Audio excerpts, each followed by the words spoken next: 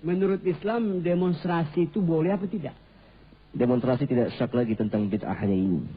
Dan haramnya dilakukan oleh kaum muslimin. Nah Ustaz, baik. Tunggu dulu. Ya. Pertama, ya ini dia satu bid'ah. Yang kedua menyerupai orang-orang kufar itu.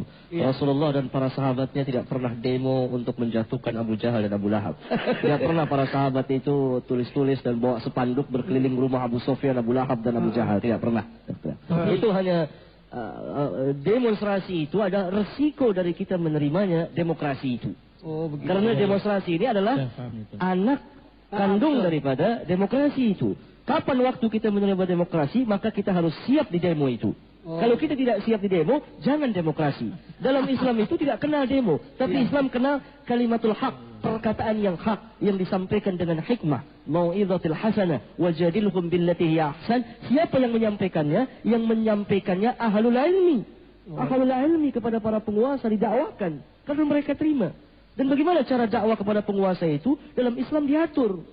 Ya, tapi dulu pernah gini saya baca ketika kematian Utsman bin Affan itu dikepung sama para pemberontak itu gimana itu? Ini yang memberontak ini hasil hasutan dari Abdullah bin Sabah, orang Syiah, Syiah Rafidah, dan orang ini adalah asalnya orang Yahudi karena Syiah itu agamanya dibuat oleh orang Yahudi, Abdullah bin Sabah ini.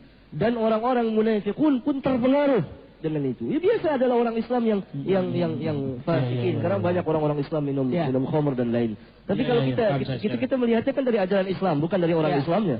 Pun saudara-saudara yang demo ini juga banyak saudara-saudara kita. Tapi kalau kita lihat pada hukum Islam, maka ini terlarang. Tidak ada, Islam tidak mengenal demonstrasi itu. Nah Ustaz, kan gini, dalam hadis Rasulullah, man ra'a minkum munkaran falyughayyir biyadihi. Falam yastati fa bilisanihi. Falam tastati fa biqalbihi. Wa dzalika adhaful. Bukankah demonstrasi itu adalah hasil daripada ini? Kita tidak mampu pakai kekuasaan, pakai mulut. Bukan. Demonstrasi bukan amar ma'ruf nahi munkar. Tapi menimbulkan kemungkaran yang lebih besar. Dalam mencegah yang munkar itu harus memiliki ilmu. Orang yang tidak memiliki ilmu dalam mencegah yang munkar, maka akan timbul kemungkaran yang lebih besar lagi. Oleh karena itu para ulama kita, para ahli usul fikih membuat kaidah, apabila kita mencegah kemungkaran, akan timbul kemungkaran yang lebih besar lagi, maka tidak usah dicegah kemungkaran itu. Karena nanti akibatnya akan timbul kemudaratan kemungkaran yang lebih besar lagi. Sedangkan cara-cara demonstrasi ini, cara-cara orang-orang kafir sebetulnya ini cukup bagi kita. Ini adalah sifat orang-orang kafirin selalu begini. Mereka mogok makan, mogok minum, itu adalah kebiasaan orang-orang kafirin. Pernah ada satu kisah yang menarik ketika Sa'ad bin Abi Waqqas radhiyallahu anhu diperintah oleh ibunya untuk meninggalkan agama Islam, meninggalkan Rasulullah sallallahu alaihi wasallam, dan diancam oleh ibunya. Kalau Sa'ad tidak meninggalkannya, dia akan mogok makan dan minum. Surat Luqman ya. Dalam surat Luqman itu. Dan Sa'ad tetap tidak mau keluar dari agama Islam ini, dan ibunya melakukan mogok makan dan minum sampai beberapa hari, sampai dia lemas. Akhirnya Sa'ad datang kepada ibunya, wahai ibu, kalau engkau mempunyai 100 nyawa dan keluar satu persatu, maka saya tidak akan keluar dari agama ini. Akhirnya makan juga. Terserah kepada ibu, mau makan boleh, mau tidak pun boleh. Mau mogok makan boleh. Akhirnya makan lagi ibunya. Bisa dilihat di tafsir Ibn Katsir. Surat Luqman ayat 15. Kejadian ayatnya 15. Kejadian ini lalu turun ayat yang mulia, wa wasaina al-insana biwalidayhi hamalathu ummuhu wahnan ala wahnin wa fisaluhu fi 'amayn an ishkur li wa liwalidayk ilayya al-masir. Dari kejadian ini kita mengetahui pertama bahwa mogok makan dan minum itu adalah sunnahnya orang-orang kafirin, bukan sunnahnya kaum muslimin. Yang kedua, pelajaran yang menarik, kalau ada orang mogok makan dan minum, minta sesuatu yang bertentangan dengan agama, jangan diberi makan dan jangan diberi minum. Diserahkan pilihan kepada orang itu. Terserah, mau mogok terus atau makan, terserah. Seperti Sa'ad kepada ibunya, dia menyerahkan pilihan kepada ibunya. Terserah kepada ibu, mau makan boleh, mau mogok terus pun tidak apa-apa. Karena bertentangan, jangan diberi makan. Jangan diberi, kalau itu bertentangan dengan agama. dan dia menuntut sesuatu yang menjadi pelanggaran terhadap agama. Seperti ibunya Sa'ad bin Abi Waqqas menuntut agar Sa'ad keluar daripada Islam. Ini pelajaran yang kedua. Pelajaran yang ketiga, ketaatan kepada makhluk tergantung ketaatan kepada Allah tabaraka wa taala. Demikian juga kepada pemimpin, hatta terhadap ibu kita. Kalau ibu kita memerintahkan maksiat, tolak. Pelajaran yang keempat, tolak ibu yang menganjurkan maksiat atau orang tua dengan cara yang lebih baik. Sopan. Demo menimbulkan kerusakan lebih besar. Bisa memberi contoh-contoh misalnya. Saya kira semua kita menyaksikannya. Menyaksikannya. Pertama, kerusakan ya ini yang kita saksikan gitu. Terlalu panjang kalau kita timbul al-fasad di muka bumi ini, cara kita merubah itu bagaimana yang benar menurut Islam? Timbulnya al-fasad, caranya gimana, metodenya terbaik itu? Allah Subhanahu wa taala perintahkan kita untuk mengajak manusia ke jalan Allah ini. Karena jalan Allah ini adalah islah, kebaikan bagi manusia itu. Ya.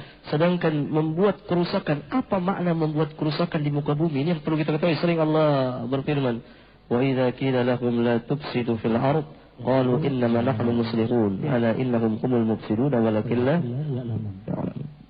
Nah, apa yang dimaksud dengan membuat kerusakan di muka bumi? Para ahli tafsir menafsirkan ayat yang mulia ini seperti tercantum di kitab tafsir Ibnu Jarir At-Tabari, kitab tafsir Al-Imam Al-Qurtubi, kitab tafsir Ibnu Katsir, kitab tafsir Fathul Qadir yang dikarang oleh Al-Imam Asy-Syaukani, atau kitab tafsir Adwa'ul Bayan yang dikarang oleh Al-Imam Asy-Syankiti, dan lain-lain para mufassirin dalam menafsirkan ayat. Membuat kerusakan di muka bumi itu dua macam. Ya. Pertama, mengerjakan maksiat. Setiap orang yang mengerjakan maksiat di muka bumi ini, dia telah turut membuat kerusakan di bumi Allah ini. Karena Allah telah memperbaiki bumi dengan diutusnya para nabi dan rasul untuk mendakwahkan yang hak itu. Itu pertama. Ya. Sedangkan demonstrasi itu adalah maksiat. Kenapa dikatakan maksiat? Karena bertentangan dengan syariat Islam. Kita berbicara tentang Islam. No?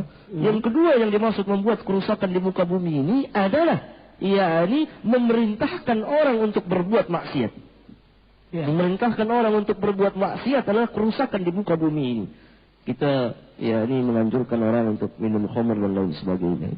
Itulah membuat kerusakan di muka bumi. Dan kerusakannya terlalu banyak. Cukup bagi kita setiap pelanggaran dalam agama itu adalah kerusakan. Walaupun ada manfaatnya. Nanti orang akan bukankah ada manfaatnya? Bukankah ada manfaatnya? Ya. Kalau hujahnya seperti ini, maka itu dulu Ustaz. Ya. Maka kita akan katakan khamr dan judi pun ada manfaatnya. Karena Allah katakan manafi'u linnas.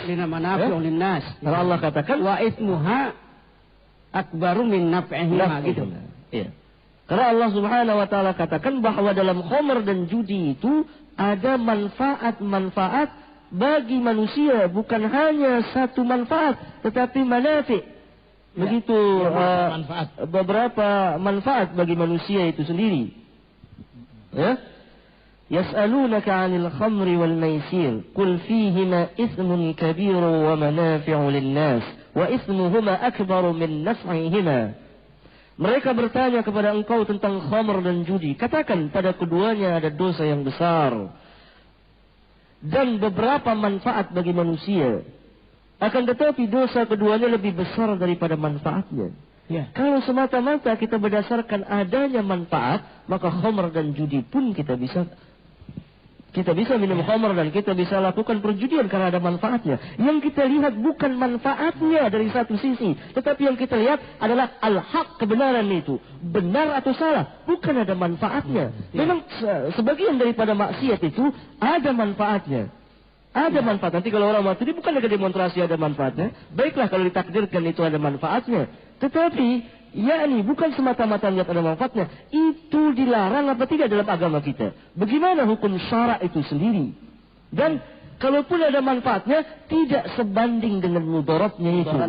Dan ayat ini menjadi kaidah bahwa menolak kerusakan didahulukan daripada mengambil mafasid muqaddam ala jalbil masalih.